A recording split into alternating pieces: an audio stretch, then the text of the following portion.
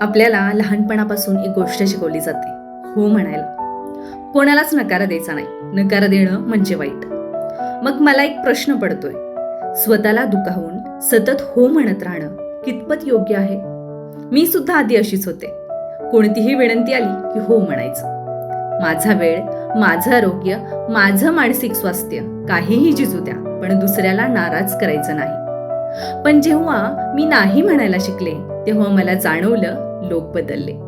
गर्दी कमी झाली.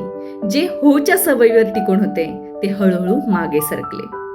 मात्र जे खरंच माझे होते त्यांनी माझं नाही देखील स्वीकारलं. नाही ही स्वतःची मर्यादा ओळखण्याची भाषा. नाही म्हणजे मी माझ्या वेळेला, श्रमांना आणि भावनांना महत्त्व देते. नाही म्हणजे मी स्वतःला विसरत नाही. हो म्हणणं हे तुमचं सौजन्य असेल, पण नाही म्हणणं हे तुमचं आत्मभान आहे. जे तुमच्या नाहीवर टिकतात त्यांनाच साथीदार म्हटलं पाहिजे. म्हणूनच नाही म्हणायला शिका. गर्दी कमी होईल, पण तुमचं स्वतःवर प्रेम वाढेल.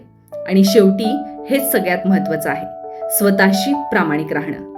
जर तुम्हाला अशाच विचारांची, भावनांची आणि आत्मभानाची सफर आवडत असेल तर प्रिया समीर भावविश्वला सबस्क्राईब करायला विसरू नका. कारण इथे प्रत्येक शब्द तुमच्या मनाला स्पर्श करून जातो.